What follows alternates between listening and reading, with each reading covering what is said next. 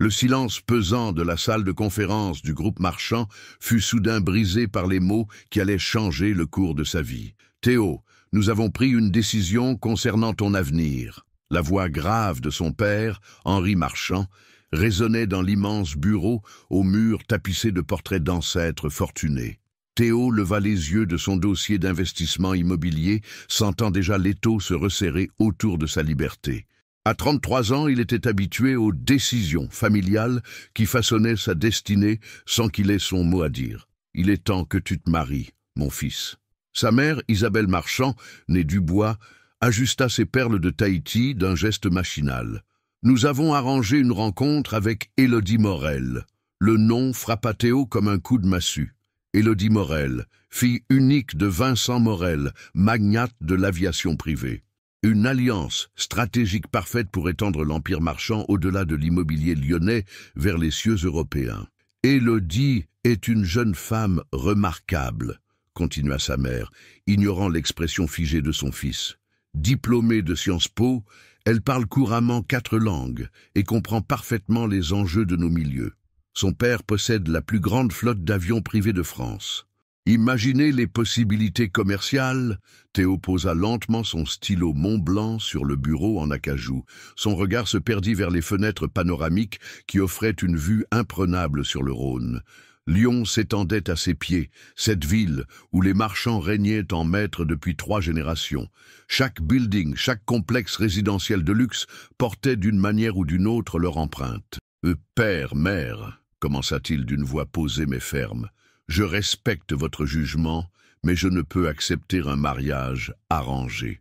Nous ne sommes plus au 19e siècle. » Henri Marchand se leva de son fauteuil directorial, imposant dans son costume Savile Row impeccablement taillé. Ses cheveux argentés brillaient sous l'éclairage feutré du bureau. « Théo, tu es l'héritier unique du groupe Marchand. Nos responsabilités dépassent nos désirs personnels. Cette union avec les Morel nous permettra de conquérir de nouveaux marchés. Vincent Morel a des contacts dans toute l'Europe de l'Est. Ses avions transportent les plus grandes fortunes du continent. Et moi, la voix de Théo se durcit. Qu'est-ce que je deviens dans cette équation? Un pion sur votre échiquier commercial. » Isabelle se rapprocha de son fils, posant une main manucurée sur son épaule. « Mon chéri, tu finis par comprendre que l'amour vient avec le temps. Ton père et moi, votre mariage était aussi arrangé, je sais. » Théo se dégagea doucement. « Mais vous avez eu de la chance. Élodie et moi, nous ne nous connaissons même pas. » « Justement, » intervint Henri, « c'est pour cette raison que nous organisons un dîner demain soir au Meurice. Les Morel seront ravis de faire ta connaissance. Élodie est impatiente de te rencontrer. » Une bouffée de claustrophobie envahit Théo. Les murs du bureau semblèrent se rapprocher. Les portraits de ses ancêtres le fixaient avec réprobation. Il imagina déjà les gros titres des journaux économiques. « Fusion Marchand-Morel, un empire né de l'union de 2 héritiers. » « J'ai besoin de réfléchir, » murmura-t-il finalement. « Il n'y a rien à réfléchir, » répliqua sèchement Henri. « Le contrat de fiançailles est déjà rédigé. Maître Beaumont s'occupe des détails juridiques. La cérémonie officielle aura lieu dans 6 mois, probablement à la cathédrale Saint-Jean. 6 mois. » Théo sentit sa respiration se raccourcir. 6 mois pour dire adieu à ses derniers espoirs de liberté, à ses rêves d'une vie authentique, loin des calculs financiers et des alliances stratégiques. « Et si je refuse ?» La question sortit de ses lèvres avant qu'il puisse la retenir. Le silence qui suivit fut assourdissant.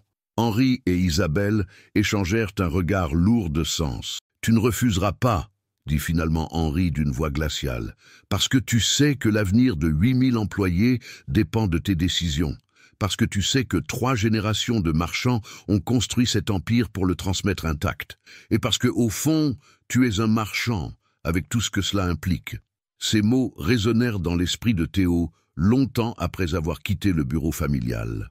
En descendant les marches de marbre du siège social, il repensa à cette vieille propriété de La Rochelle que sa grand-mère lui avait léguée, cette demeure oubliée au bord de l'Atlantique où il n'était pas retourné depuis des années.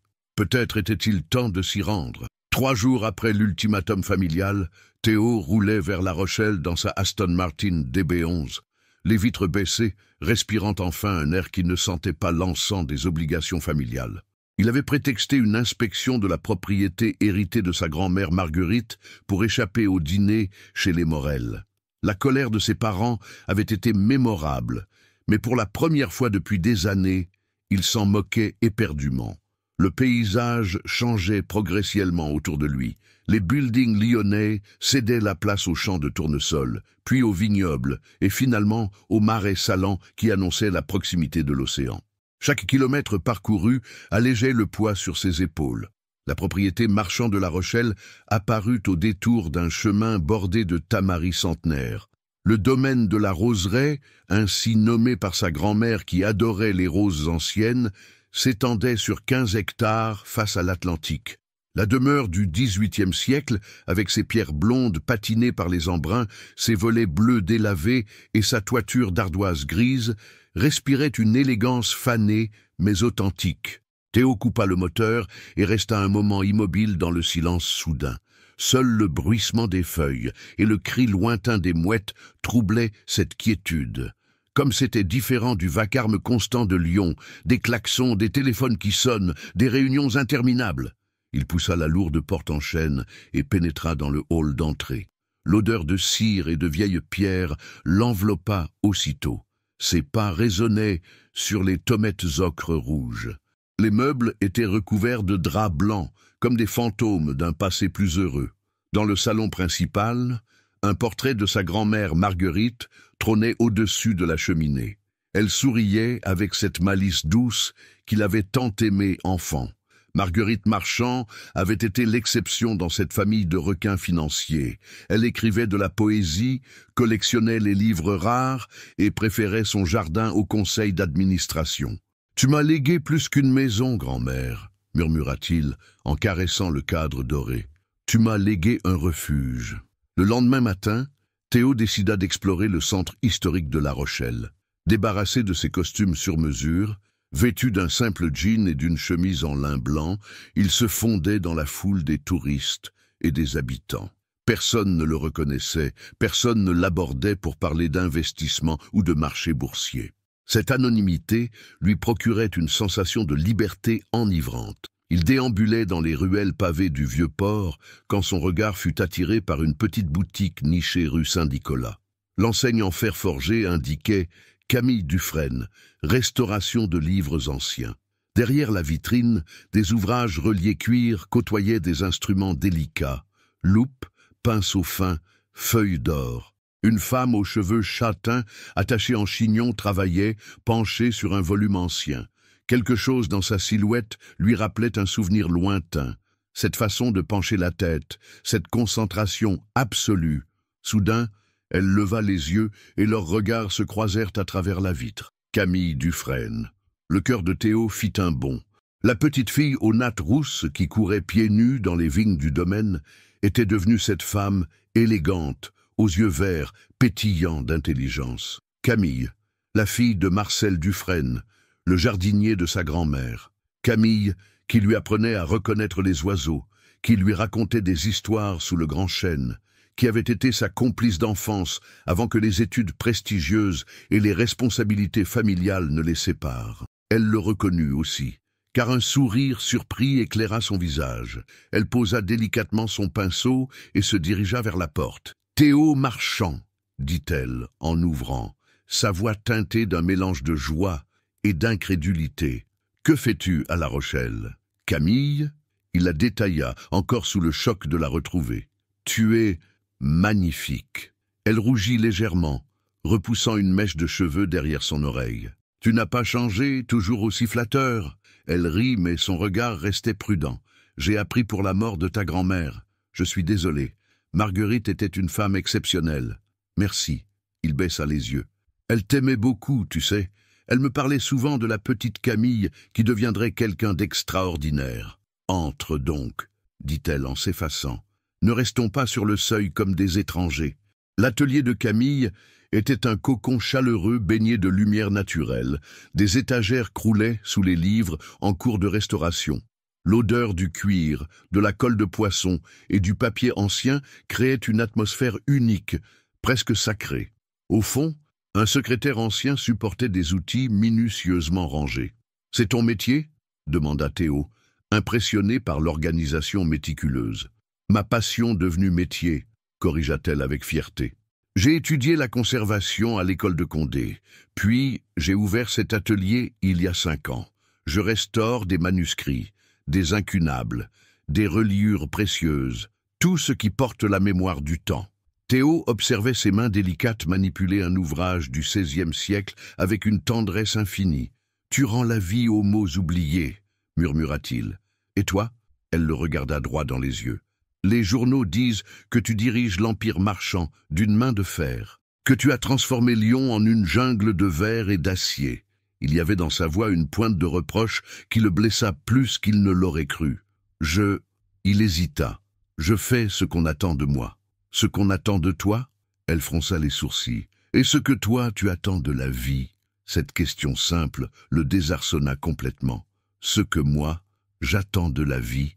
Théo répéta la question de Camille, comme s'il l'entendait pour la première fois.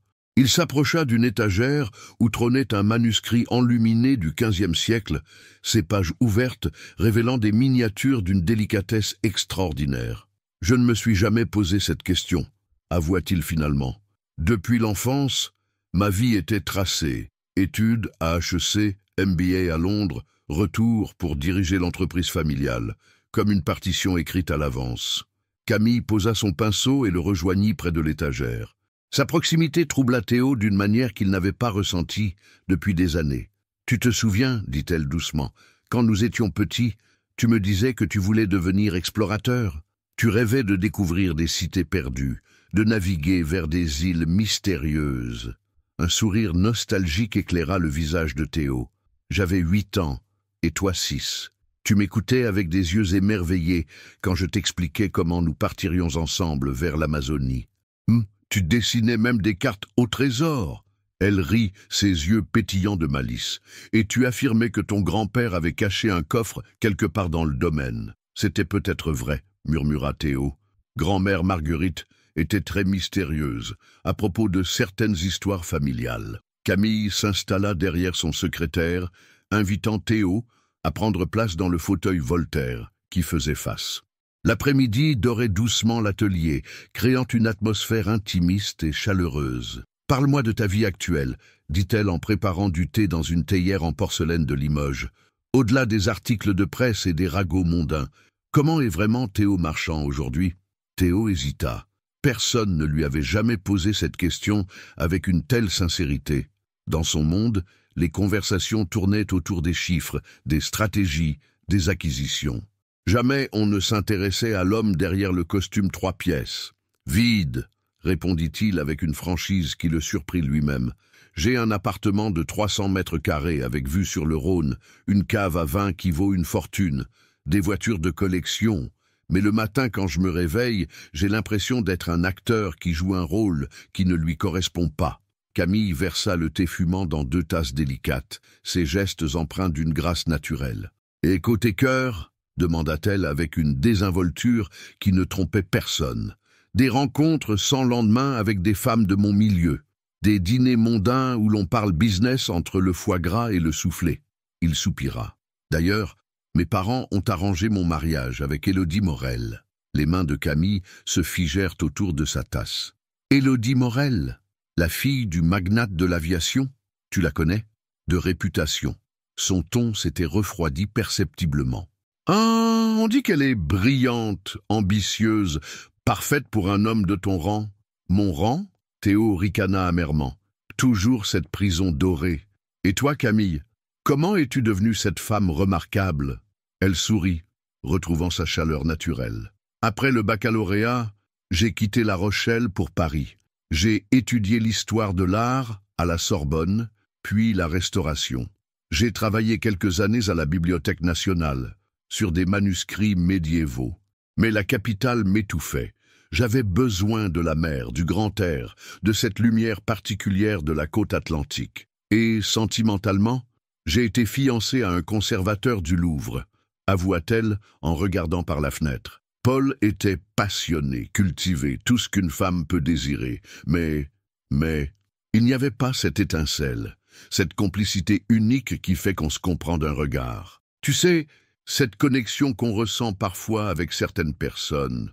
Leurs yeux se croisèrent, et Théo sentit exactement cette étincelle dont elle parlait. « J'ai rompu il y a 2 ans, continua-t-elle. Je préfère la solitude à un amour de raison. » Le silence s'installa entre eux, chargé d'émotions non dites. Dehors, les cloches de Saint-Barthélemy sonnaient 6 heures. « Mon Dieu, comme le temps passe !» s'exclama Camille. « Tu dois avoir faim. » Il y a un petit restaurant sur le port, chez Marie-Claire. Elle fait la meilleure bouillabaisse de la région. « J'aimerais beaucoup, » répondit Théo avec empressement.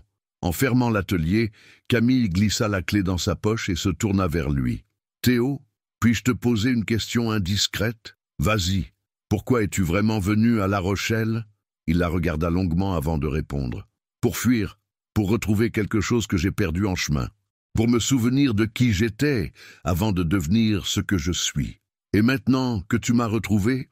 Cette question resta suspendue dans l'air tiède du soir, tandis qu'ils se dirigeaient vers le port, leurs ombres s'allongeant sur les pavés usés par des siècles d'histoire. Dans sa poche, le téléphone de Théo vibrait inlassablement.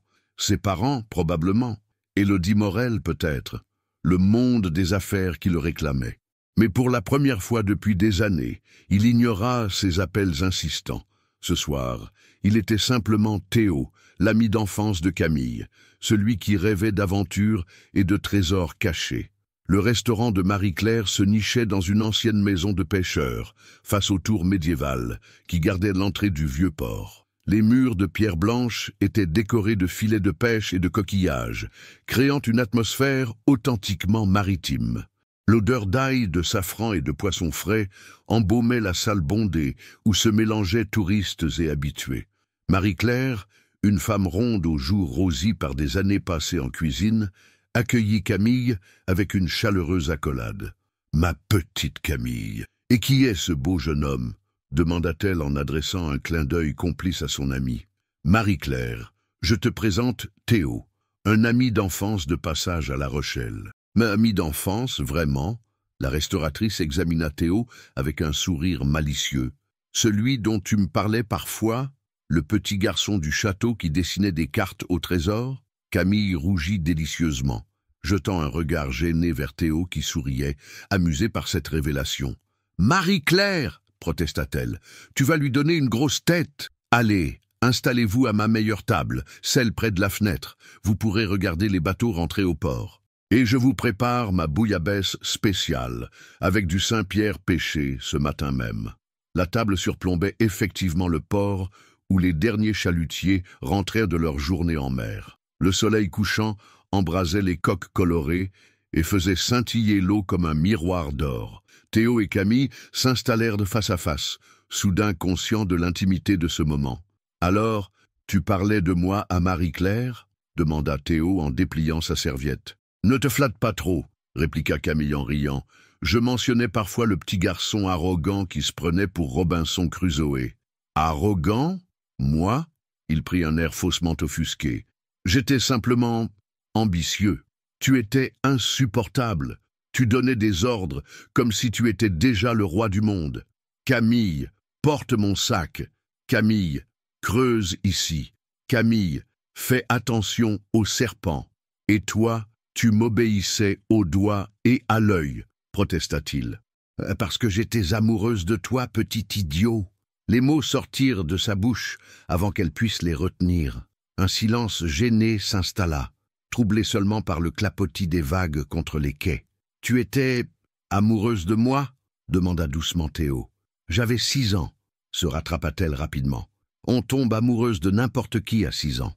Du facteur, du boulanger, du premier garçon qui nous fait attention. » Mais son regard fuyant trahissait que ses sentiments d'enfance avaient peut-être laissé des traces plus profondes qu'elle ne voulait l'admettre.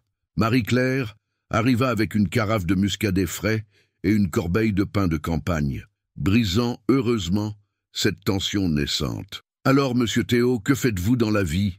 demanda-t-elle en servant le vin. « Je travaille dans l'immobilier à Lyon. » Camille lui lança un regard surpris.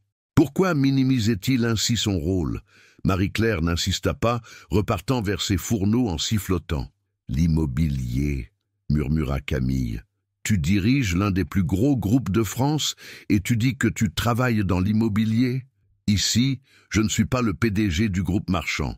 Je suis juste Théo, l'ami de Camille. C'est reposant. Elle le regarda avec une tendresse nouvelle. Tu as honte de ta réussite? Non. J'ai honte de ce que j'ai dû sacrifier pour l'obtenir. Il tourna son verre entre ses mains.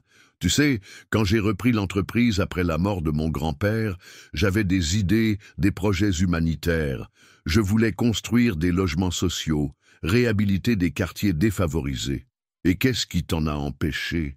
La rentabilité, le conseil d'administration, les actionnaires. Ils m'ont vite fait comprendre que les sentiments n'avaient pas leur place dans le business. Aujourd'hui, je construis des tours de bureaux et des résidences de luxe.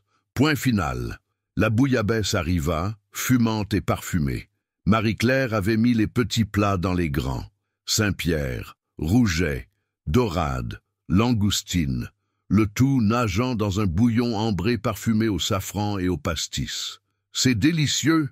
s'exclama Théo après la première cuillerée. « Marie-Claire a appris la recette de sa grand-mère marseillaise », expliqua Camille. « Un secret de famille jalousement gardé. » Ils mangèrent en silence pendant quelques minutes, regardant les lumières du port s'allumer une à une dans la pénombre grandissante. L'atmosphère s'était détendue, retrouvant cette complicité naturelle de leur enfance. « Camille, » dit soudain Théo, « si tu avais les moyens de réaliser n'importe quel projet, que ferais-tu » Elle réfléchit, piquant distraitement une langoustine. « Je créerais une bibliothèque atelier itinérante. Un camion aménagé qui sillonnerait les villages isolés pour restaurer les livres anciens des petites bibliothèques municipales, des presbytères, des maisons de famille.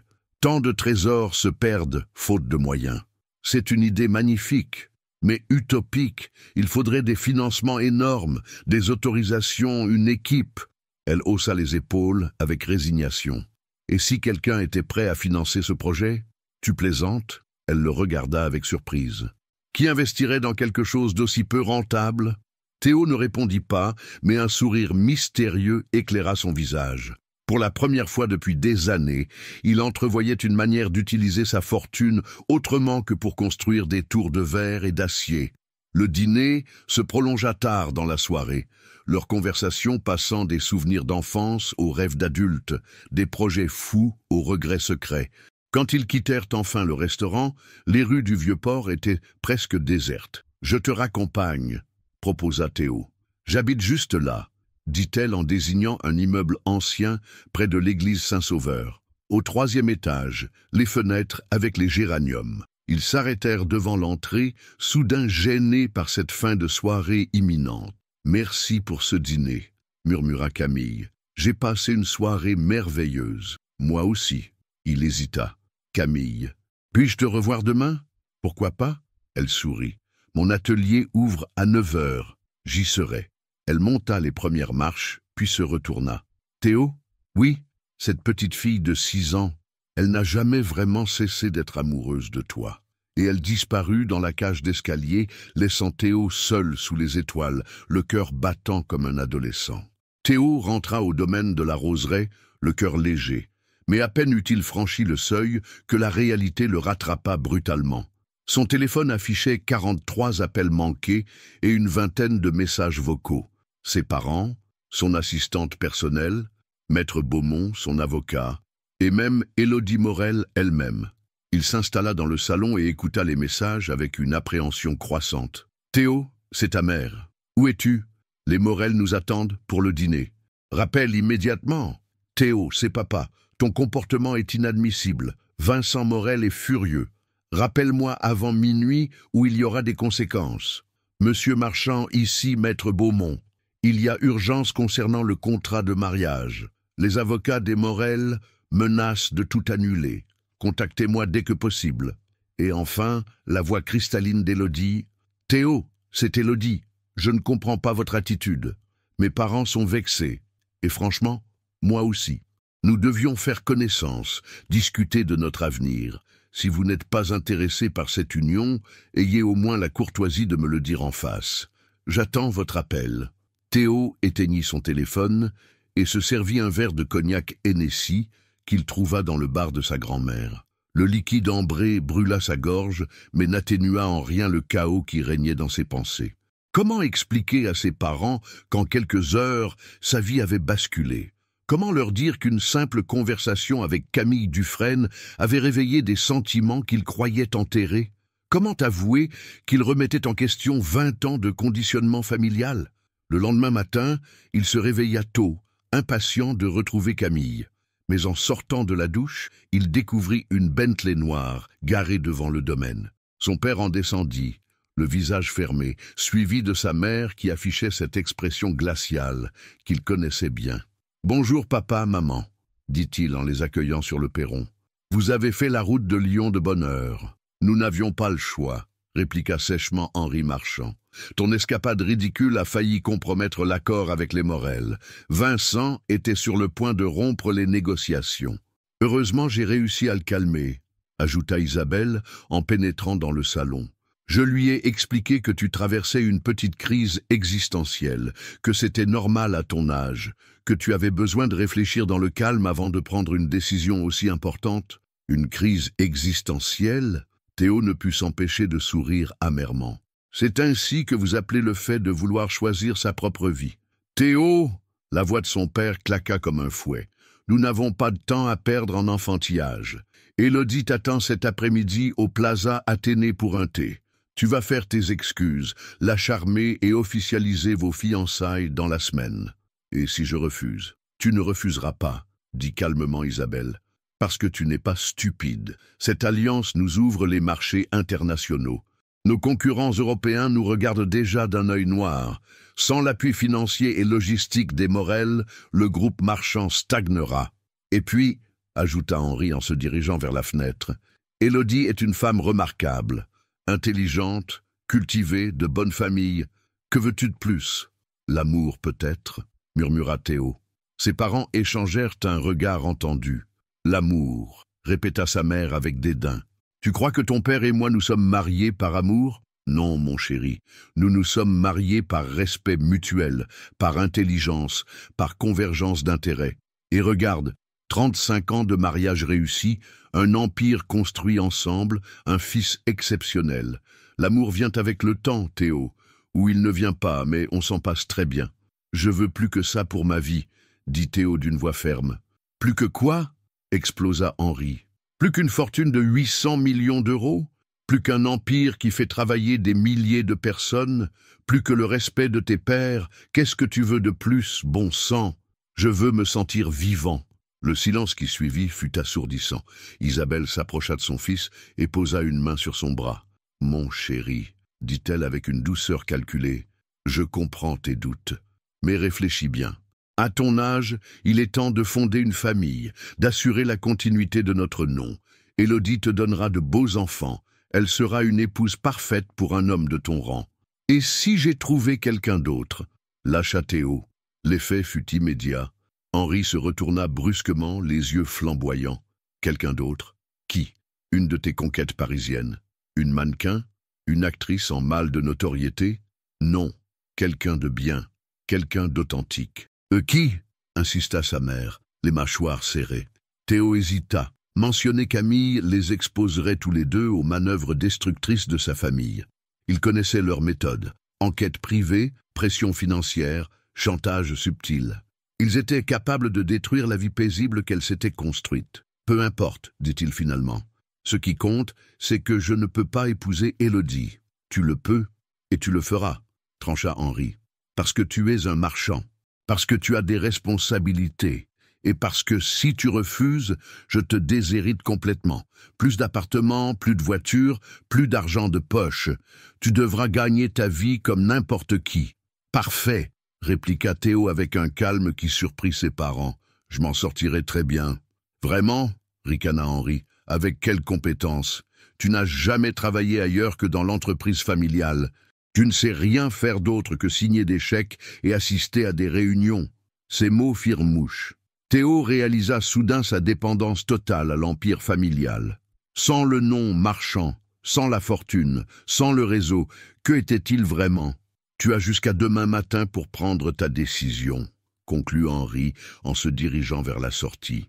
Soit tu rentres à Lyon avec nous et tu épouses Élodie, soit tu assumes les conséquences de tes choix.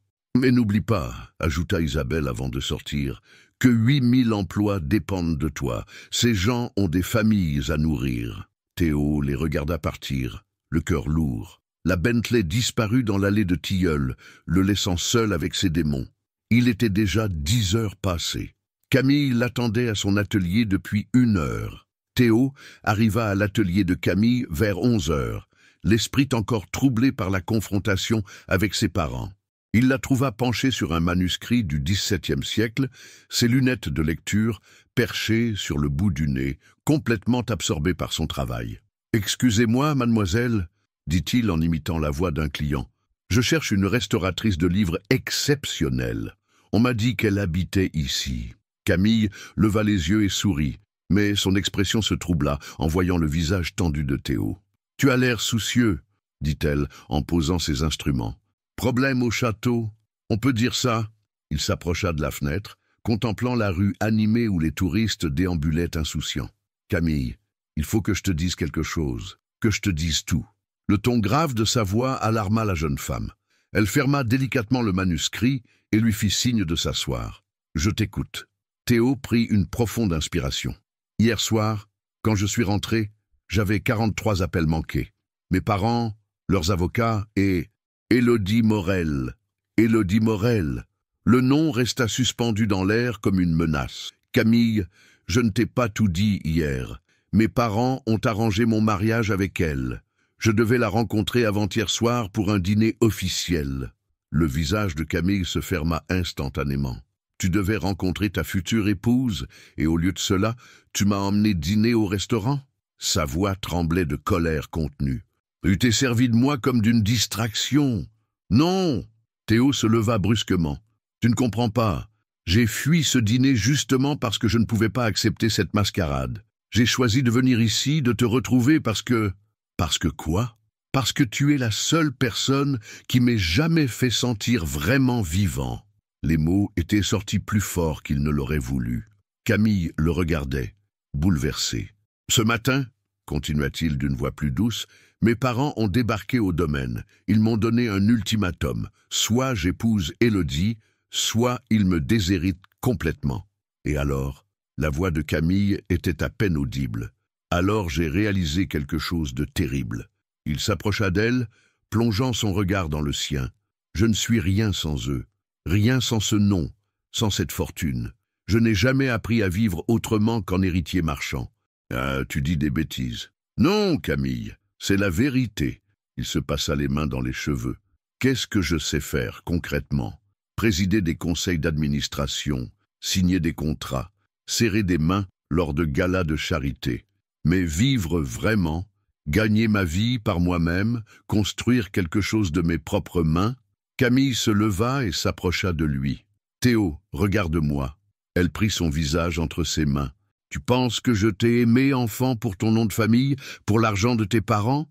Tu étais trop jeune pour comprendre ces différences. Détrompez-toi, monsieur Marchand. » Son ton se durcit. « À 6 ans, je savais parfaitement que tu habitais le château et moi la maison du jardinier, que tes vêtements venaient de Paris et les miens du marché, que tu partirais un jour pour de grandes écoles et que moi, je resterais à La Rochelle.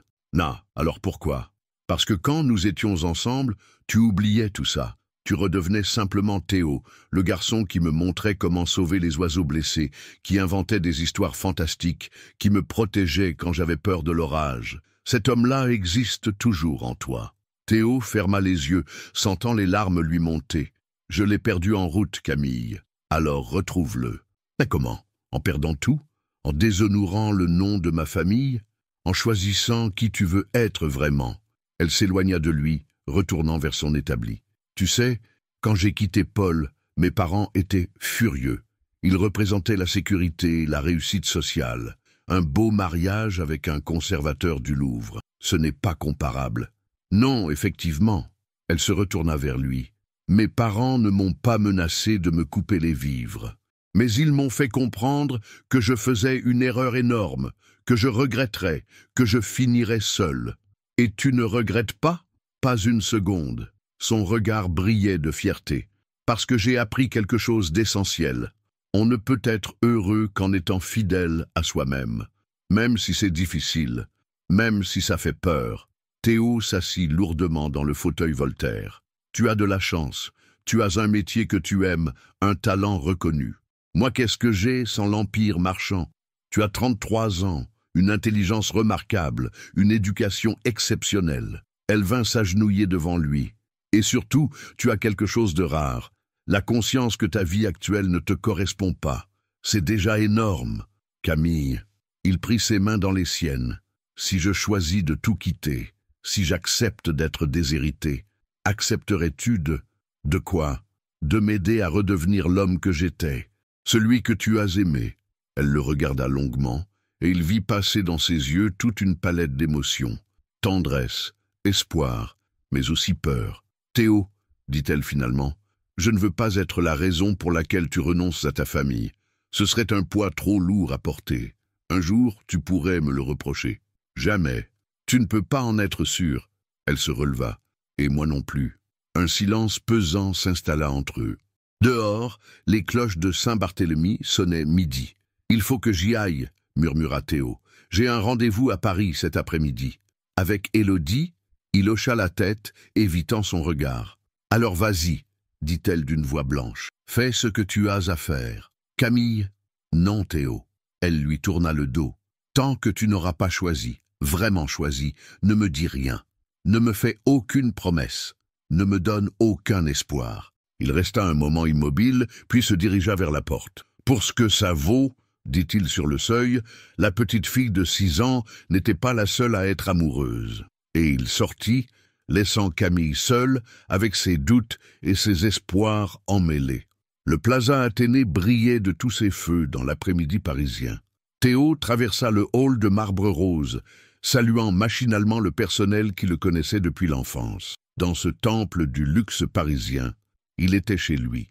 Pourtant, jamais il ne s'était senti aussi étranger à ce monde. Élodie l'attendait dans le salon Marie-Antoinette, élégamment installée dans un fauteuil Louis XVI. À 28 ans, elle incarnait parfaitement l'idéal de la bourgeoisie française. Cheveux blonds impeccablement coiffés en chignon bas, tailleur Chanel bleu marine, sac Hermès posé délicatement à ses pieds.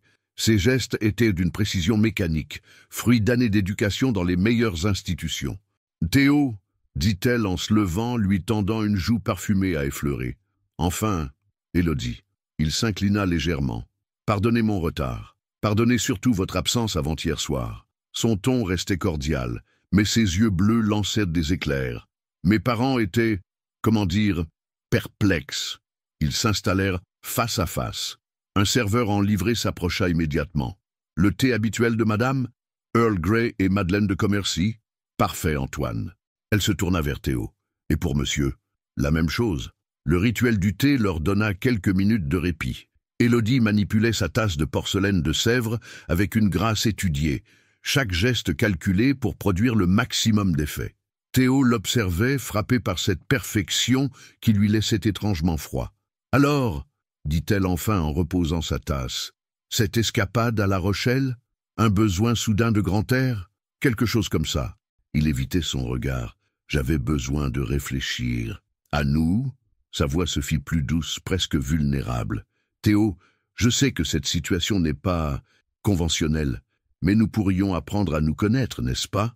Pour la première fois, il la regarda vraiment. Derrière le masque de politesse mondaine, il entrevit une femme qui, elle aussi, subissait les pressions familiales. « Élodie, » dit-il doucement, « est-ce que vous voulez vraiment de ce mariage ?» Elle sembla surprise par la question. « Vouloir ?» Elle rit nerveusement. « Quelle question étrange. Nos familles ont conclu cet arrangement parce qu'il est bénéfique pour tous. N'est-ce pas suffisant ?» « Non. » Sa réponse claqua dans l'air feutré du salon. « Ce n'est pas suffisant. » Le silence qui suivit était chargé de tension. Élodie posa ses mains gantées sur ses genoux, retrouvant sa contenance. « Je vois. » Sa voix redevint glaciale. « Vous avez rencontré quelqu'un. » Ce n'était pas une question. Théo la regarda avec surprise. « Comment, vous avez cette expression particulière. cette lueur dans les yeux que n'ont jamais les hommes de notre milieu quand ils parlent de leurs épouses arrangées. Elle sourit amèrement. Mon frère François avait la même, avant d'épouser cette actrice italienne contre la volonté de mes parents. Élodie. Qui est-ce? L'interrompit-elle. Une de vos collaboratrices? Une artiste? Une de ces femmes libres qui vous font croire qu'on peut vivre d'amour et d'eau fraîche? Théo hésita. La franchise d'Élodie méritait une réponse honnête. Quelqu'un que j'ai connu enfant. Une restauratrice de livres anciens. Une restauratrice? Elle répéta le mot avec un petit sourire dédaigneux. Évidemment. Laissez-moi deviner. Elle vit simplement, elle a des convictions, elle vous trouve authentique malgré votre fortune? Le portrait était si précis que Théo se sentit démasqué. Vous ne la connaissez pas? Non, mais je connais le type. Élodie se pencha vers lui. Théo, vous êtes en train de commettre l'erreur classique des hommes de notre condition.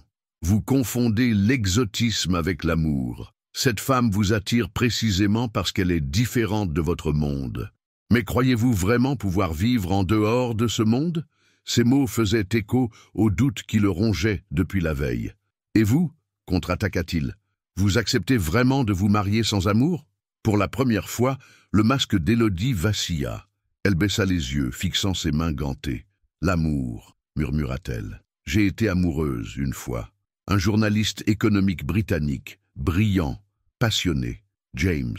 Nous nous sommes rencontrés lors d'un forum à Davos. Que s'est-il passé? Mes parents ont découvert qu'il enquêtait sur les paradis fiscaux, que ses articles risquaient de compromettre certaines activités familiales. Elle releva les yeux et Théo y vit une blessure encore vive. Il a mystérieusement perdu son poste au Financial Times. Il est retourné à Londres. Je ne l'ai jamais revu. Élodie. Alors oui, Théo, j'accepte ce mariage sans amour. Parce que j'ai appris que dans notre monde, l'amour est un luxe qu'on ne peut pas se permettre. Elle se leva brusquement, ramassant son sac. Réfléchissez bien avant de tout sacrifier pour cette restauratrice.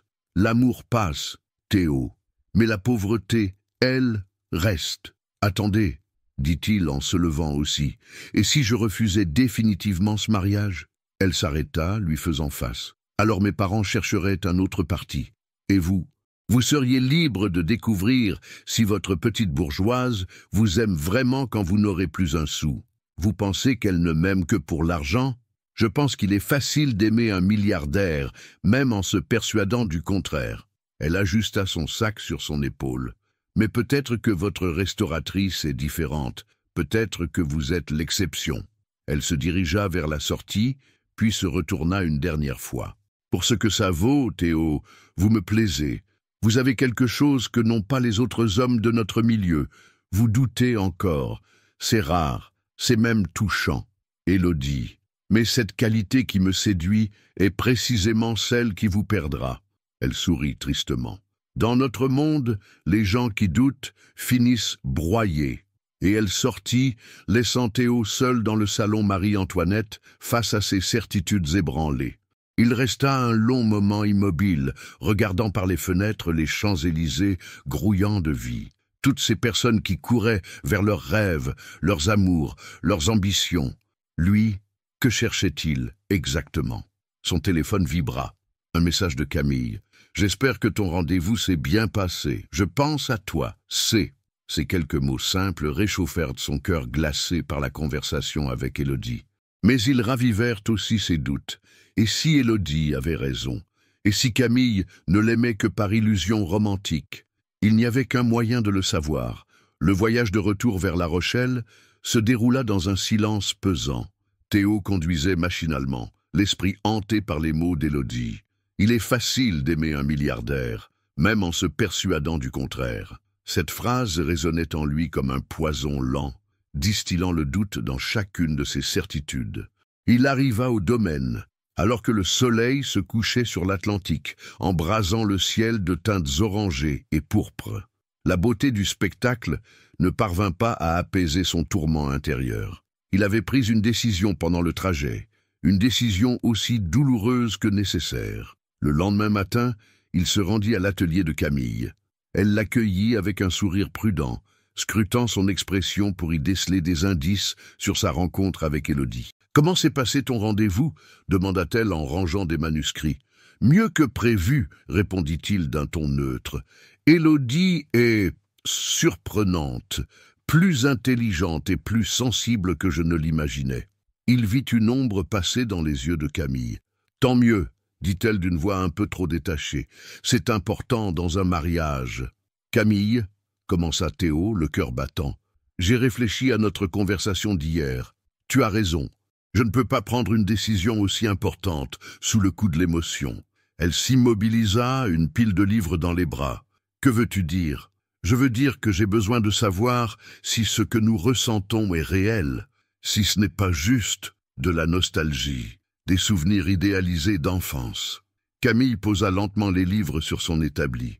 Et comment comptes-tu le savoir? Théo prit une profonde inspiration. Ce qu'il s'apprêtait à dire allait soit prouver l'authenticité des sentiments de Camille, soit les détruire à jamais, en testant nos sentiments dans la réalité, sans illusion. Il s'avança vers elle. « Camille, si je n'étais pas Théo Marchand, héritier d'un empire, si j'étais simplement un homme ordinaire, m'aimerais-tu encore? Quelle question étrange. Bien sûr que... » « Non, l'interrompit-il. « Écoute-moi jusqu'au bout.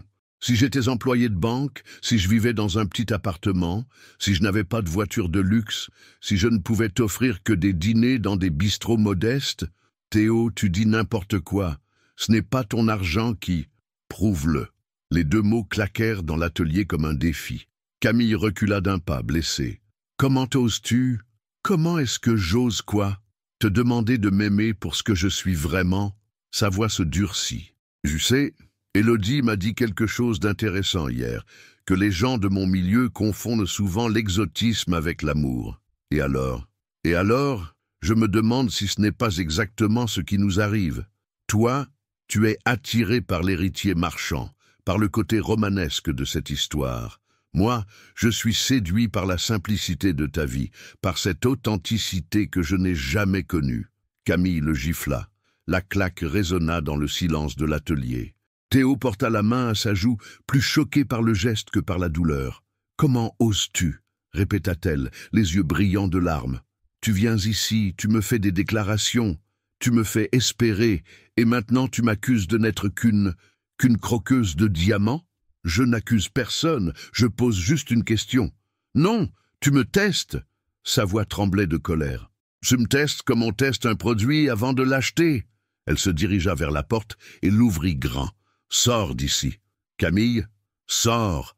Je ne veux plus te voir. » Théo hésita une seconde, puis sortit. Camille claqua la porte derrière lui avec une violence qui fit trembler les vitres. Il resta planté sur le trottoir, désorienté par la tournure des événements. Ce n'était pas ainsi qu'il avait imaginé les choses.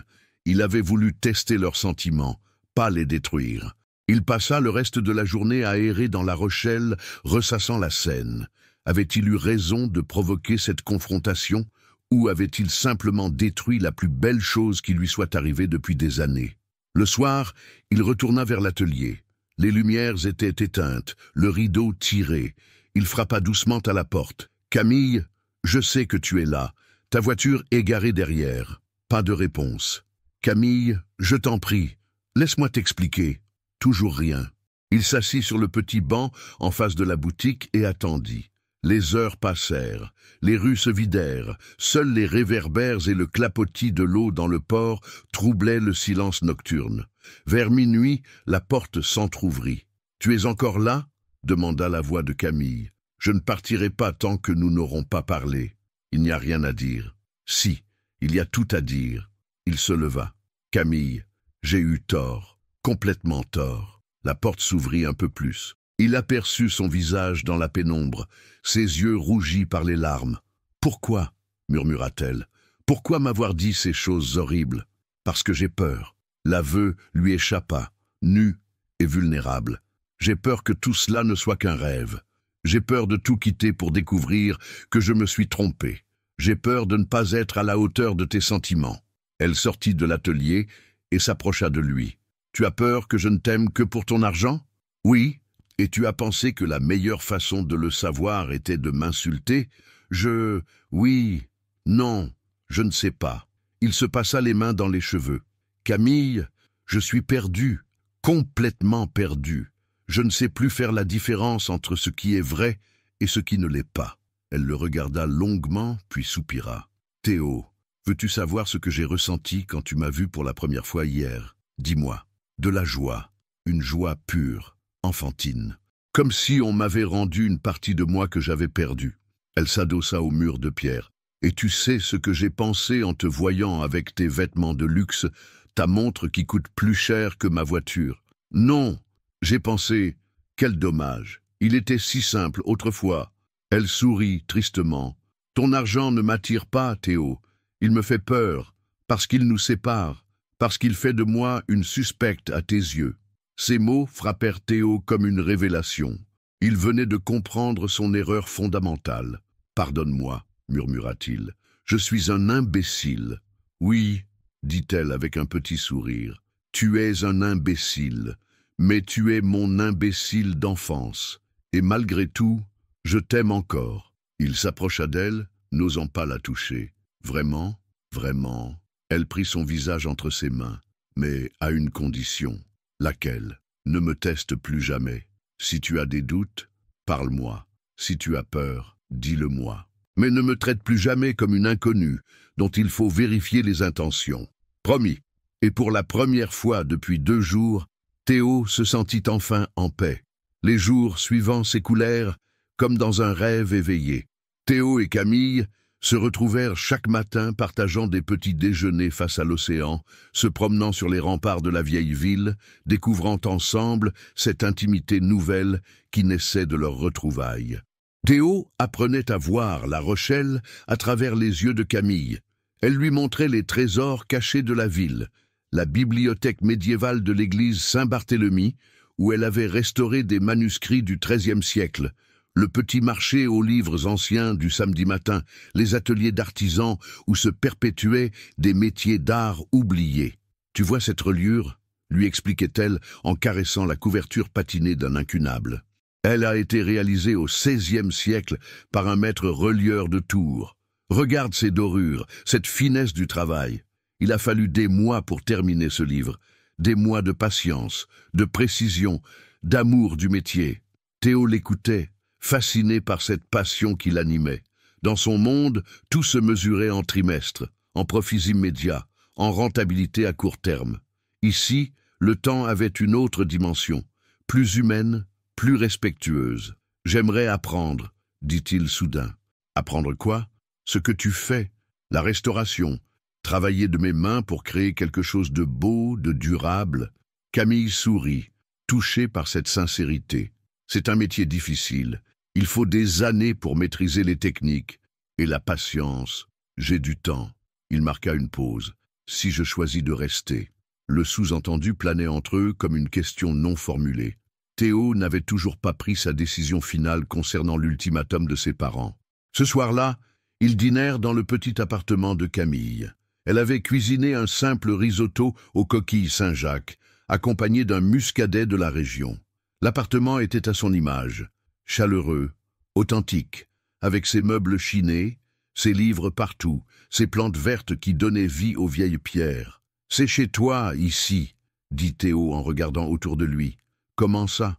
Cette maison te ressemble. Elle respire la sérénité, la beauté simple. » Il caressa une pile de manuscrits posés sur la table basse. « Chez moi, à Lyon, j'ai un décorateur d'intérieur qui change l'ambiance de mon appartement tous les 6 mois selon les dernières tendances. Je ne reconnais jamais mon propre salon. Tu n'as jamais eu envie de tout décorer toi-même, de choisir tes propres meubles. Pourquoi faire ?» Il haussa les épaules. « Je n'y suis jamais. Entre les voyages d'affaires, les réunions qui finissent tard, les dîners mondains. Mon appartement n'est qu'un lieu de passage.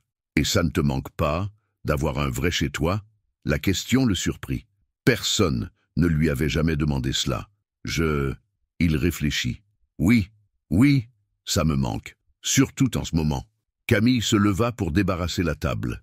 Théo l'observait évoluer dans sa cuisine, si naturelle, si à l'aise dans ce quotidien simple qu'il enviait secrètement. « Camille, » dit-il soudain, « si je quittais tout pour rester ici avec toi, qu'est-ce qu'on ferait ?» Elle s'immobilisa, une assiette à la main. Qu'est-ce que tu veux dire? Concrètement, je ne sais rien faire d'autre que diriger une entreprise. Comment gagnerais-je ma vie? Comment contribuerais-je à notre quotidien?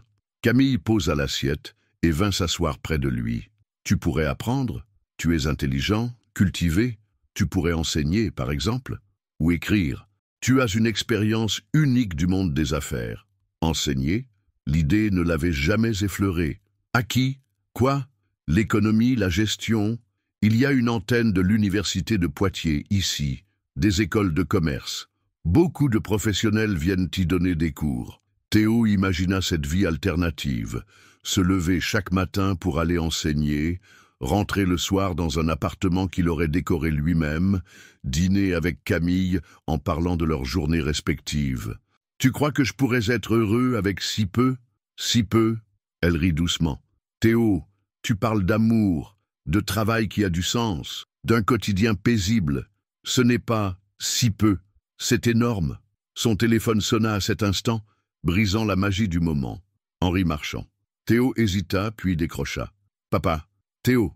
La voix était glaciale. « Il faut que nous parlions. L'ultimatum expire demain matin. Je sais. Les avocats des Morel attendent une réponse définitive. Élodie aussi.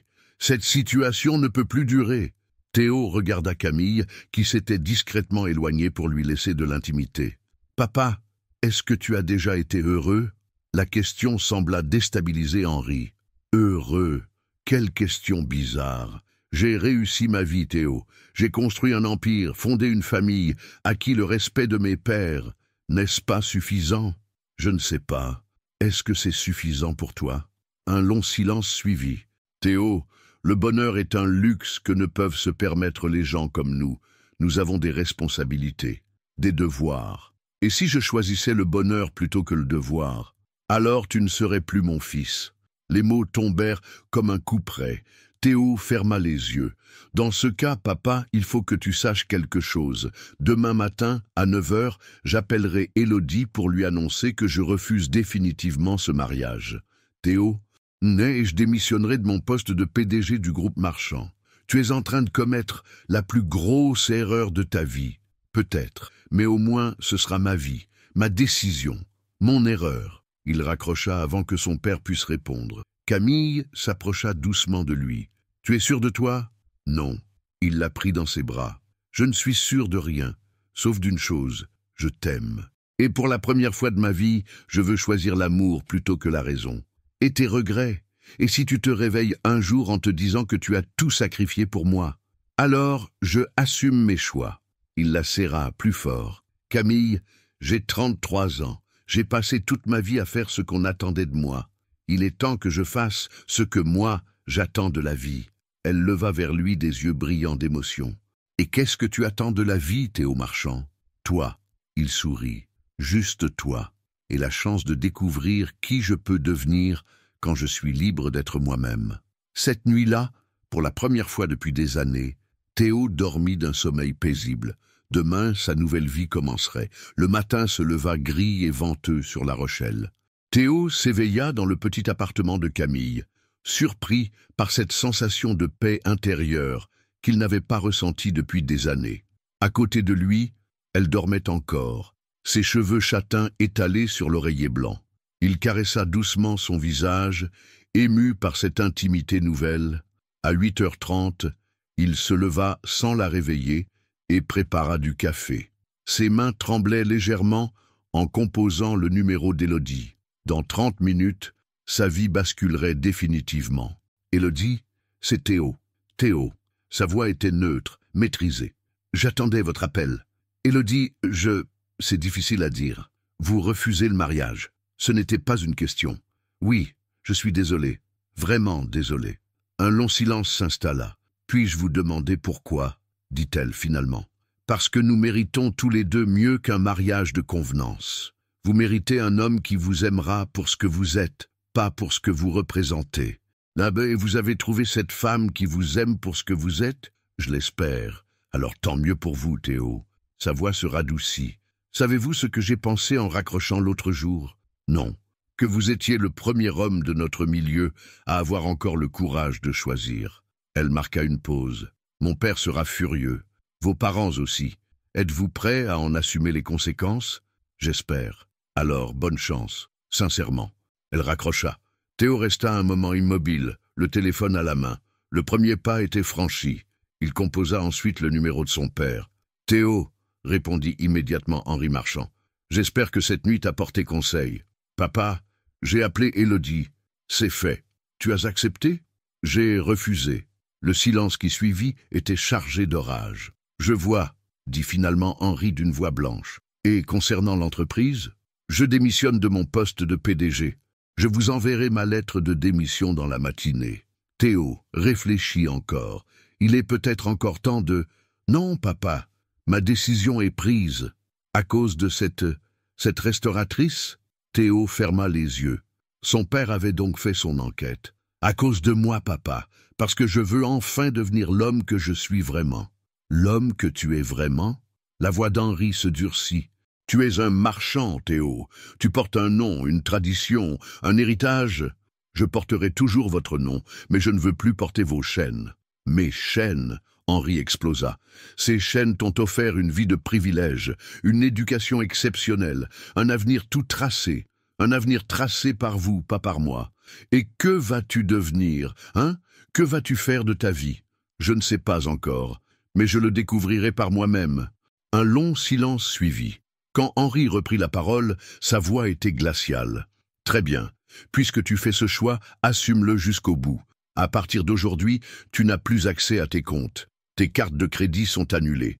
Ton appartement lyonnais sera vidé et vendu. Ta voiture sera récupérée. Je comprends.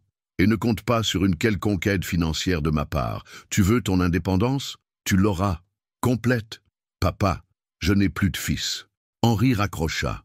Théo resta immobile, le téléphone à la main encaissant le choc de ses derniers mots. Il savait que son père était capable de colère terrible, mais cette froideur définitive le glaçait. Camille émergea de la chambre en robe de chambre, les cheveux ébouriffés. « Tout va bien ?» demanda-t-elle en voyant son expression. « C'est fait. » Il posa le téléphone. « J'ai appelé Élodie. J'ai appelé mon père. » Elle s'approcha de lui et prit ses mains dans les siennes. « Oh, comment ça s'est passé? Élodie a été élégante. Mon père... » Il secoua la tête. « Mon père m'a renié.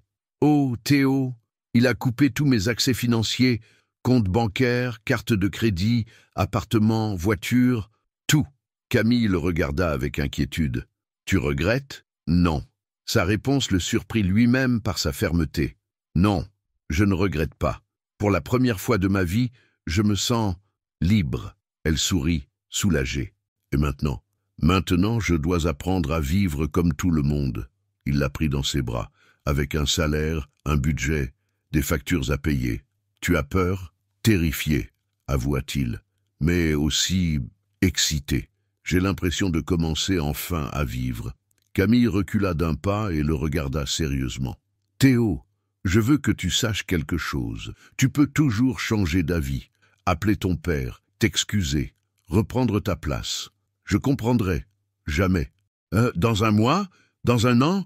Quand tu auras découvert ce que c'est de compter chaque euro? » Camille, il prit son visage entre ses mains. « J'ai vécu 33 ans sans jamais vraiment choisir ma vie. Ces derniers jours avec toi m'ont montré ce que c'était que d'être heureux. Je ne reviendrai jamais en arrière. » Elle se blottit contre lui. « Alors, bienvenue dans la vraie vie, monsieur Marchand. » Dans l'après-midi, ils se rendirent à la banque pour que Théo puisse ouvrir un compte personnel avec les quelques centaines d'euros en liquide qu'il avait sur lui. La banquière, habituée aux clients aisés de La Rochelle, fut visiblement surprise par la modestie de ce premier dépôt. « Et votre situation professionnelle, monsieur ?» demanda-t-elle en remplissant les formulaires. « En transition », répondit diplomatiquement Théo. En sortant de la banque, il réalisa pleinement l'ampleur de sa situation. Il avait 400 euros en poche, aucun revenu et aucune expérience du monde ordinaire. Mais au lieu de l'angoisser, cette précarité nouvelle l'énergisait. « Où va-t-on habiter ?» demanda-t-il à Camille. « On !» Elle sourit. « Tu es sûr de vouloir cohabiter avec une femme qui range ses manuscrits sur la table de la cuisine ?»« Certain. » Il l'embrassa tendrement. « À moins que tu ne préfères qu'on cherche un appartement plus grand. »« Avec quel argent ?» rit-elle. « Avec mon futur salaire de professeur. »« Tu es optimiste. Je suis amoureux, corrigea-t-il. C'est différent. Ce soir-là, en s'endormant dans le petit lit de Camille, Théo repensa à sa journée. 24 heures plus tôt, il était encore PDG d'un empire de 800 millions d'euros. Maintenant, il était un homme libre, sans autre richesse que l'amour d'une femme exceptionnelle. Et pour la première fois de sa vie, il se sentait vraiment riche. 3 mois avaient passé depuis la rupture avec sa famille. Théo découvrait chaque jour les réalités d'une existence ordinaire, avec ses joies simples et ses préoccupations quotidiennes qu'il n'avait jamais connues. Il avait trouvé un poste d'enseignant vacataire à l'antenne rochelaise de l'École supérieure de commerce de Poitiers. 2 cours par semaine sur la stratégie d'entreprise et la gestion financière. Le salaire était modeste, 1 200 € mensuels, mais suffisant pour contribuer aux frais du ménage, qu'il formait désormais avec Camille. Ce matin-là, il se préparait pour son cours de 9 heures, nouant sa cravate devant le petit miroir de la salle de bain.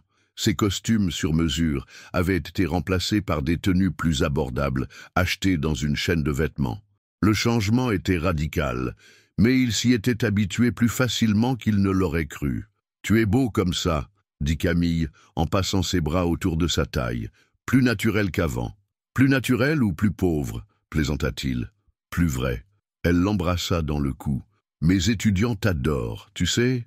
Ils me disent qu'ils n'ont jamais eu un professeur qui explique l'économie avec autant de passion. Parce que pour la première fois, j'enseigne quelque chose que j'ai vraiment vécu. » Il se retourna vers elle. « Ces 20 ans dans l'entreprise familiale me servent enfin à quelque chose d'utile. » Et le projet de livre? Théo sourit. Il avait commencé à écrire ses mémoires professionnelles, un témoignage sur l'envers du décor des grandes fortunes françaises.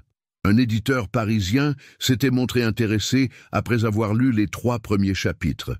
J'ai terminé le 5e chapitre hier soir, celui sur les paradis fiscaux. Tu n'as pas peur des représailles. Ton père, ses avocats, qu'est-ce qu'ils peuvent me faire de plus? Il haussa les épaules. Je n'ai plus rien à perdre. Et j'écris la vérité, pas de la calomnie. En se rendant à l'école, Théo repensait à ses 3 mois de transformation. L'adaptation n'avait pas toujours été facile. Il avait découvert le stress de fin de mois, l'angoisse de la facture d'électricité trop élevée, la nécessité de comparer les prix au supermarché. Mais il avait aussi découvert des plaisirs qu'il ne soupçonnait pas. Préparer le dîner avec Camille, se promener sans garde du corps, prendre le bus en écoutant les conversations des autres passagers. Ses étudiants l'attendaient dans l'amphithéâtre, une trentaine de jeunes gens de 22 ans, avides d'apprendre les secrets du monde des affaires. Il les regardait avec tendresse, repensant à sa propre jeunesse dorée dans les meilleures écoles européennes. « Aujourd'hui, commença-t-il, nous allons parler d'éthique entrepreneuriale. Quelqu'un peut-il me dire ce que cela signifie ?» Une étudiante leva la main. « Respecter des principes moraux dans la conduite des affaires ?» « Exact, mademoiselle Dubois. Mais concrètement, quand vous dirigerez une entreprise, comment concilierez-vous profit et éthique ?» Un débat s'engagea, passionné et naïf à la fois. Théo les écoutait argumenter, se souvenant de ses propres certitudes d'étudiant avant que la réalité du pouvoir ne les érode peu à peu. « Monsieur Marchand, demanda un étudiant, vous qui avez dirigé une grande entreprise, comment avez-vous résolu ces dilemmes ?» La question le prit de court. Ces étudiants ne connaissaient pas son véritable passé. Pour eux, il était simplement un consultant qui avait travaillé dans diverses entreprises. « Eh bien, dit-il lentement, j'ai appris que parfois, choisir l'éthique coûte très cher, mais que ne pas la choisir coûte encore plus cher. À long terme, on finit toujours par payer le prix de ses compromissions. » Après le cours, il retrouva Camille à son atelier.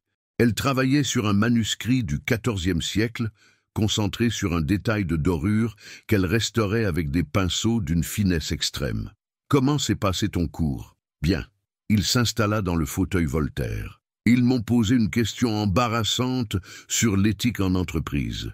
Qu'est-ce que tu as répondu ? La vérité. Que j'avais appris à mes dépens le prix des compromissions. » Camille posa son pinceau et le regarda. « Tu as des regrets parfois ? Sur quoi ? Sur ta vie d'avant. Le confort, la facilité, le respect. » Théo réfléchit honnêtement. « Le confort, oui, parfois, quand je vois notre relevé de compte en fin de mois. Il sourit. Le respect, c'était de la crainte, pas du respect. Ici, quand mes étudiants me respectent, c'est parce que je leur apporte quelque chose, pas parce qu'ils ont peur de moi. Et la facilité? La facilité était un piège. Elle m'empêchait de grandir, de me découvrir. Il se leva et s'approcha d'elle. « Tu sais ce qui me frappe le plus? Dis-moi. Avant, j'avais l'impression d'être un acteur qui jouait un rôle. Maintenant, je suis enfin moi-même. » Son téléphone sonna. Un numéro qu'il ne reconnut pas. « Allô? Théo? » C'est Élodie. La surprise lui coupa le souffle. Depuis leur conversation de rupture, il n'avait plus eu aucun contact. « Élodie, comment allez-vous? »« Bien, très bien même. » Sa voix semblait plus légère qu'avant. « J'ai une nouvelle à vous annoncer. Je me marie. Félicitations. Avec qui? Avec James. James Crawford, le journaliste britannique dont je vous avais parlé.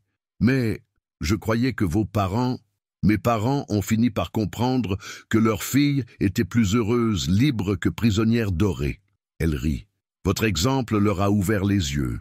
Quand ils ont vu qu'un marchand pouvait renoncer à tout par amour, ils ont réalisé que l'amour existait peut-être vraiment.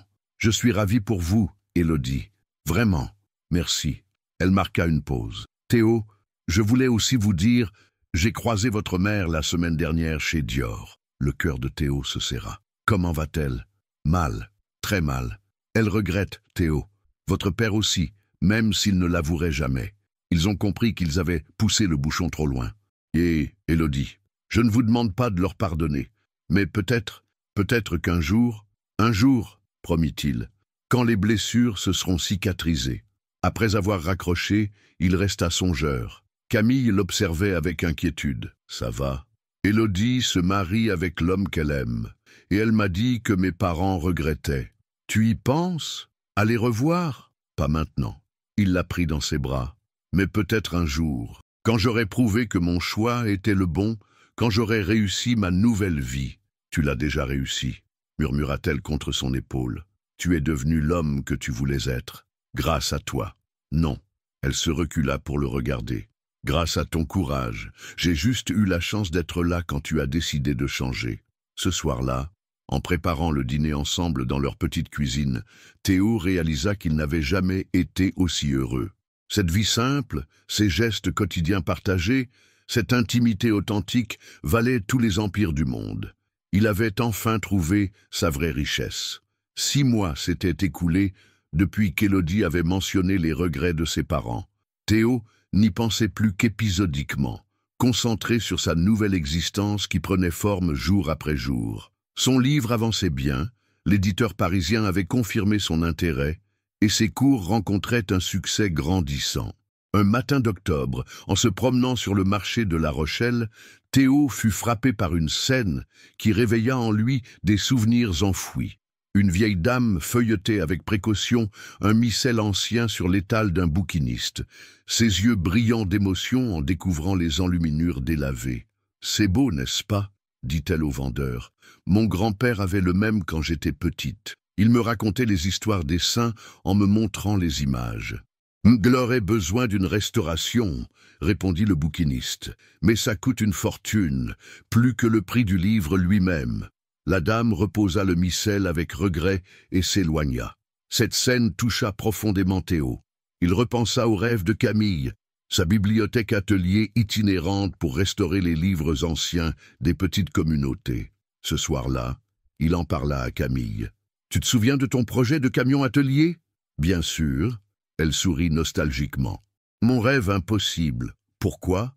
Et si ce n'était pas si impossible que ça? Théo, nous gagnons à peine de quoi vivre décemment. Comment financer un projet pareil? En trouvant des partenaires, des mécènes, des institutions. » Il s'anima. « Écoute, j'ai encore des relations dans le monde économique. Pas tous mes anciens contacts m'ont tourné le dos. Et puis, il y a les collectivités locales, la région, l'Europe même. » Camille le regardait avec un mélange d'espoir et d'incrédulité. « Tu es sérieux? » »« Complètement. » Il prit ses mains dans les siennes. « Camille, j'ai passé 20 ans à construire des tours de bureau qui rapportèrent de l'argent. Maintenant, j'aimerais construire quelque chose qui ait du sens, quelque chose de beau.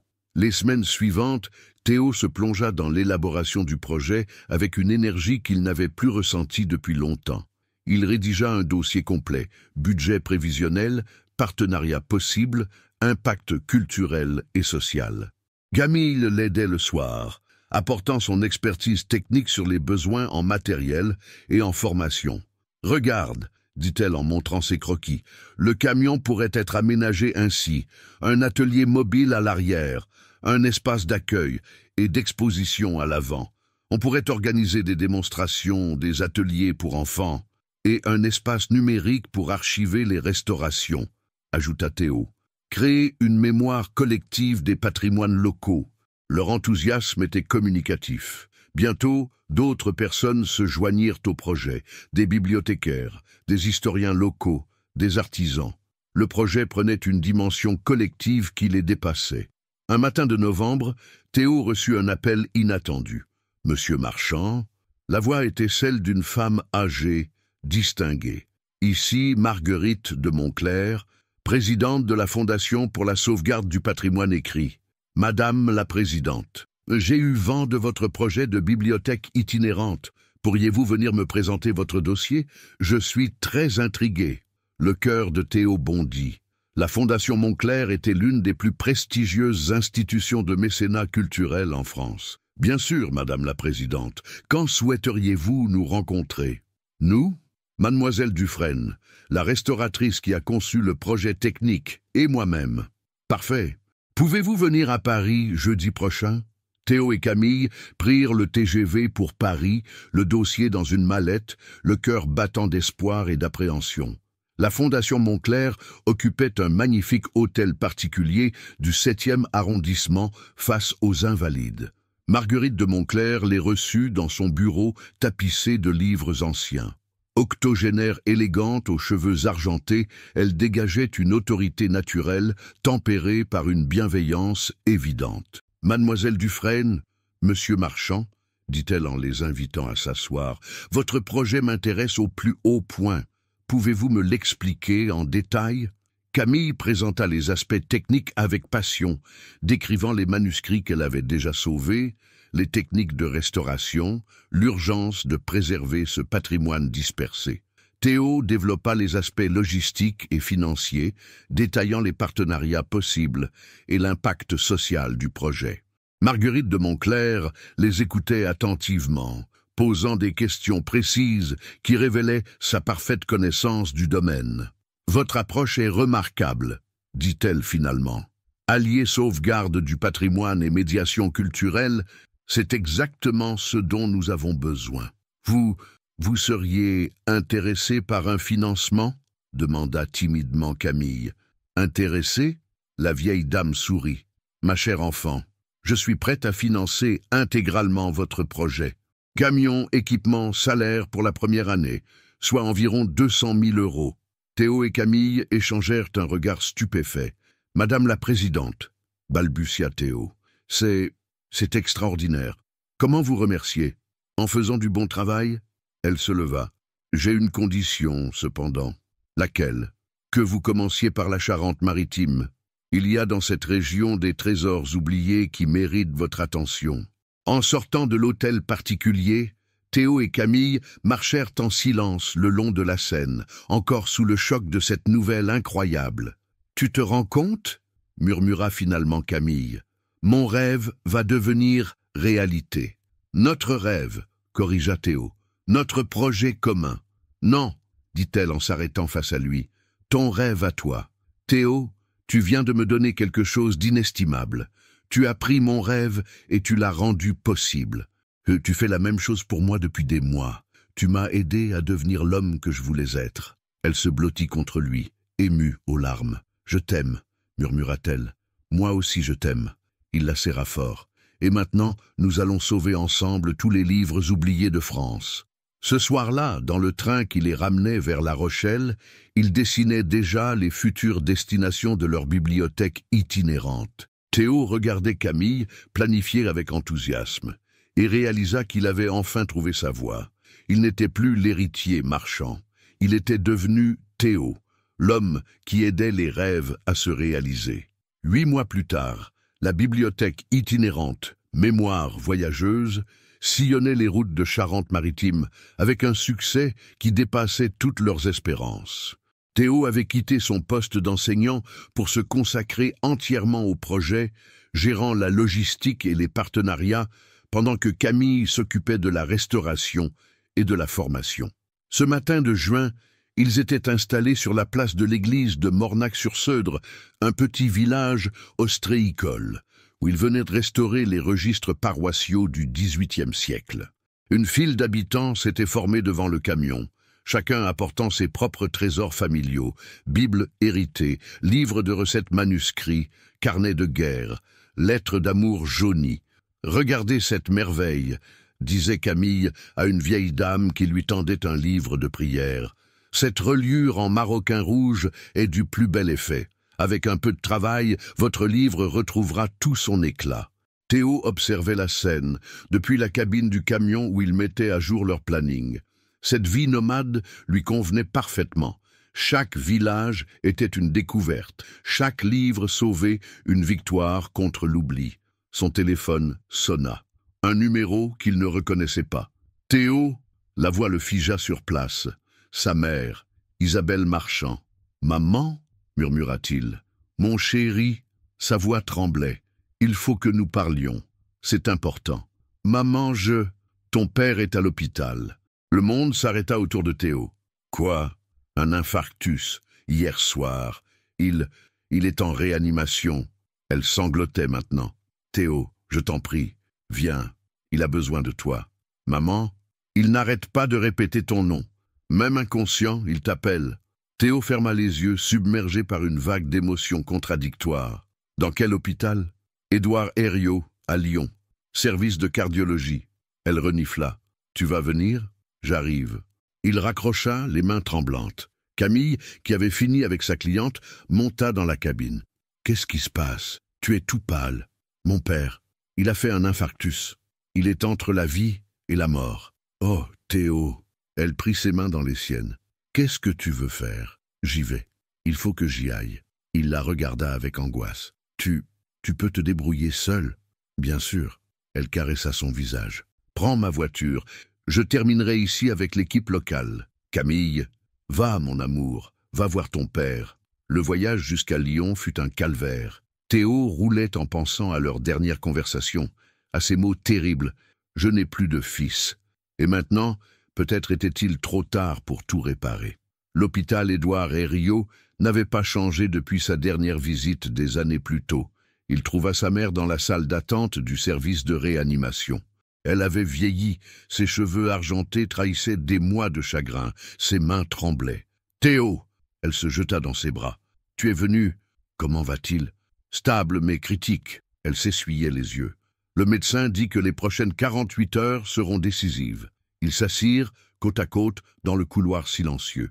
Théo observait sa mère, cette femme si forte qu'il avait élevée dans la tradition familiale et qui semblait maintenant si fragile. « Maman !» dit-il doucement. « Qu'est-ce qui s'est passé ? Ton père ?» Elle soupira profondément. « Il n'était plus le même depuis ton départ. Il ne dormait plus, ne mangeait plus. Il passait ses journées dans son bureau à regarder par la fenêtre. Il avait ce qu'il voulait, l'entreprise, le pouvoir. Non, mon chéri, il avait tout perdu. » Elle le regarda avec des yeux rougis. Il avait perdu son fils, et il s'en voulait terriblement. « Eh, pourquoi ne m'a-t-il jamais appelé ? L'orgueil, ce maudit orgueil des marchands. » Elle prit ses mains. « Mais moi j'ai suivi ce que tu faisais, cette bibliothèque itinérante, tes cours, ton livre qui va sortir. Tu savais ? » Bien sûr que je savais. Elle sourit à travers ses larmes. « Tu crois qu'une mère ne s'intéresse pas à la vie de son fils ? Et papa ? Lui aussi savait. Il a même acheté tous les journaux qui parlèrent de ton projet. Il les cachait dans son bureau, mais je les ai trouvés.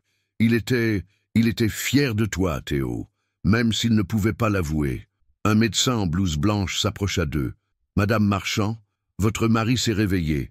Il demande à voir son fils. » Le cœur de Théo battait à tout rompre quand il poussa la porte de la chambre. Henri Marchand était allongé, relié à des machines, mais conscient.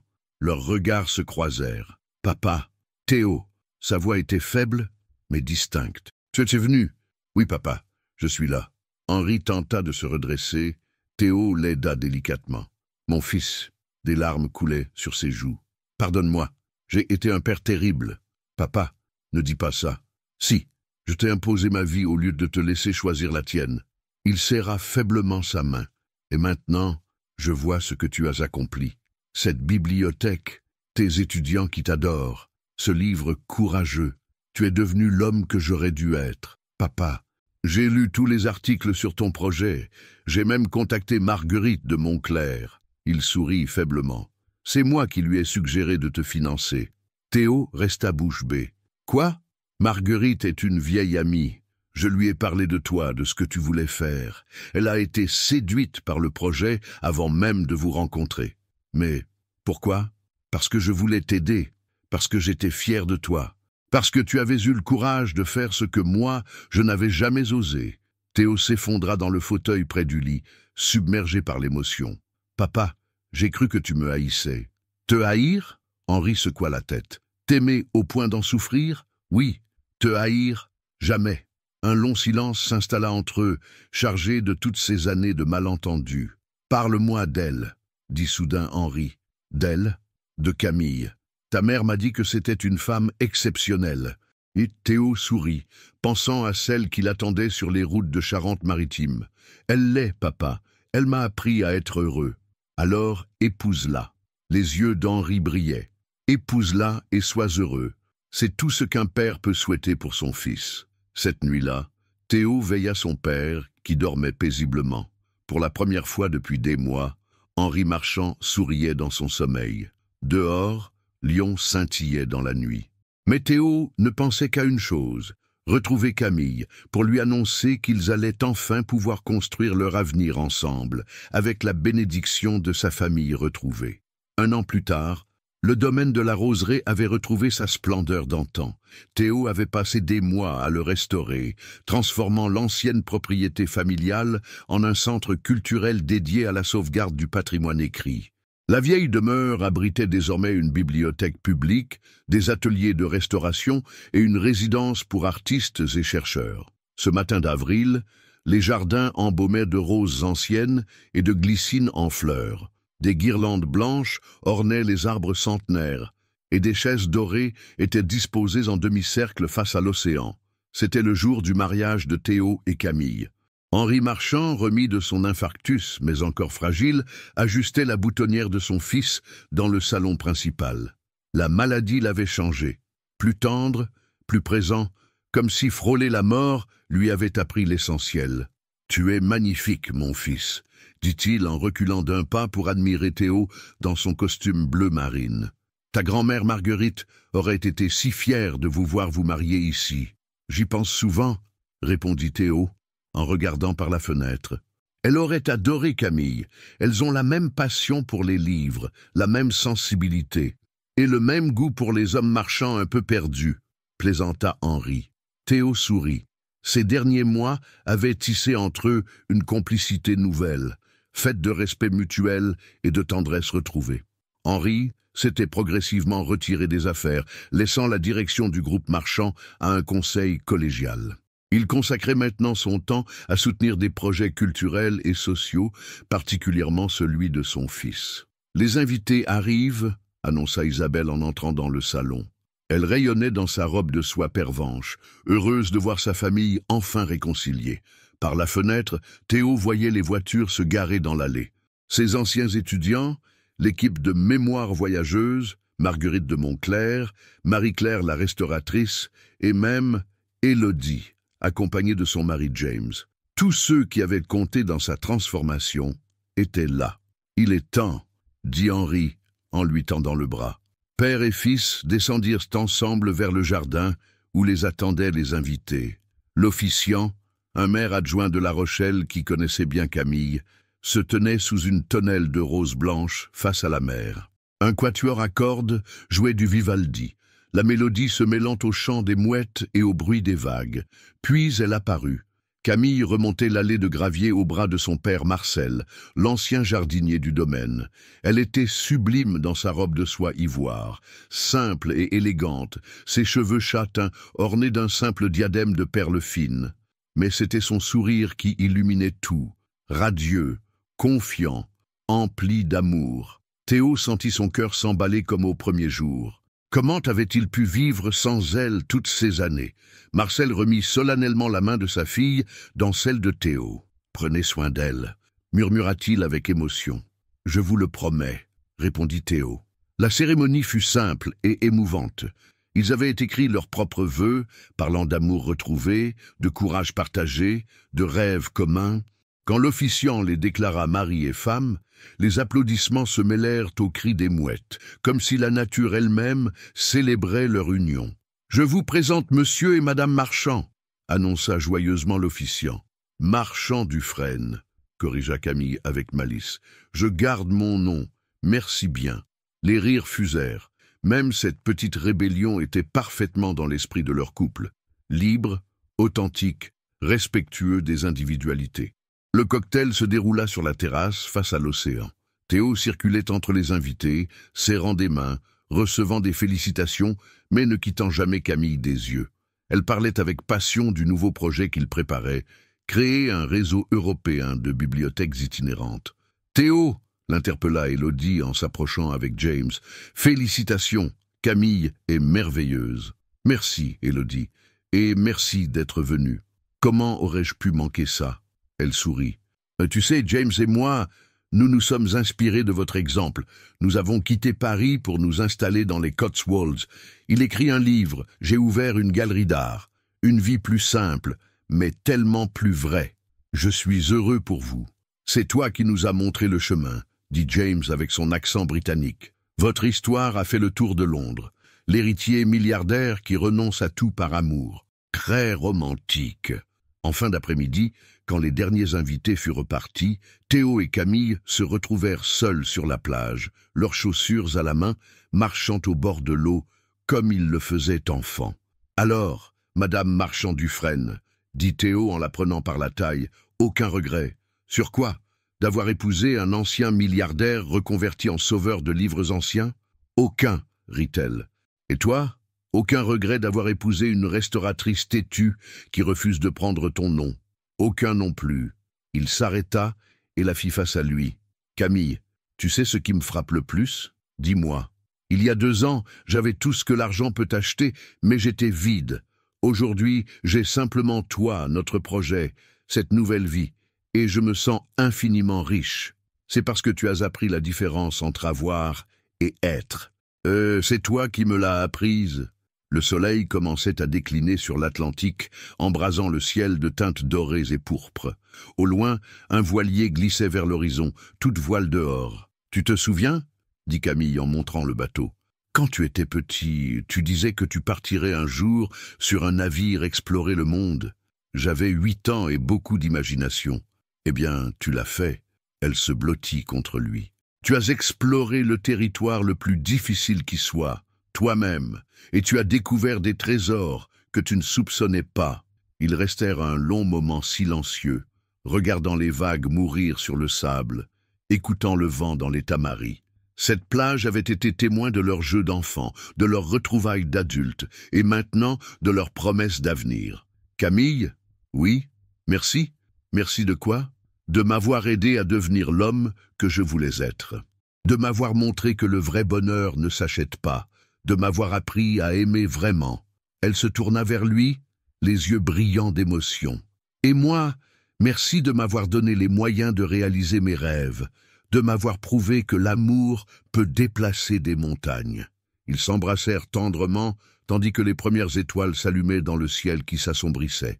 Derrière eux, le domaine de la roseraie brillait de toutes ses fenêtres éclairées, promesse d'un foyer où ils écriraient ensemble leur nouvelle histoire. Le vent apportait les parfums de la mer et des jardins en fleurs. Quelque part dans la propriété, le camion de mémoire voyageuse attendait leur prochaine mission, prêt à porter leur message d'espoir sur les routes de France. Théo Marchand avait trouvé sa vraie richesse. Elle s'appelait amour, authenticité, engagement. Elle avait le visage de Camille et le goût du bonheur simple, et pour la première fois de sa vie, il était exactement là où il devait être.